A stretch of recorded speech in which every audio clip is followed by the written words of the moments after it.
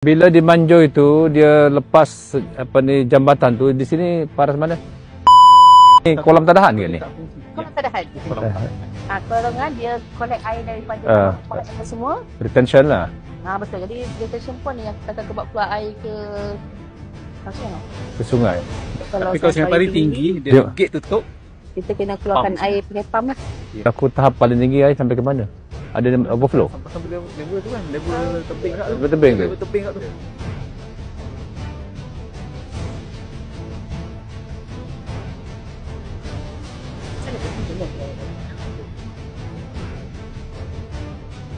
Air tu masuk ke kolam, Air jembatan belakang, masuk kolam dulu.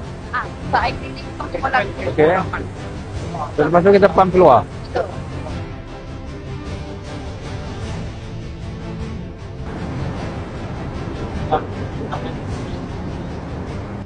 Tu kampung Tengku Hussein ya? Tengku Hussein. Ni Tuan Said. Yang ni tahu kena banjir ni. Ini ni. Ini toke banjir. Banjir. Ini ni ya. Di banjir dah ni. Ni orang banjir semua ni. Pagi 3 pagi 4 pagi kan. Ya. Sejuk dia orang keluar. Inilah orang-orang je tu. Ya Allah, alhamdulillah. Bila di Manjo itu dia lepas jambatan tu, di sini paras mana? Dia tak lepas pada ni kan. Oh kat sini, tak lepas juga. Tinggi lah. Kan dia lebih daripada. Ya. Tapi dia tak sampai sini. Tak sampai Sampai, lagi. okay.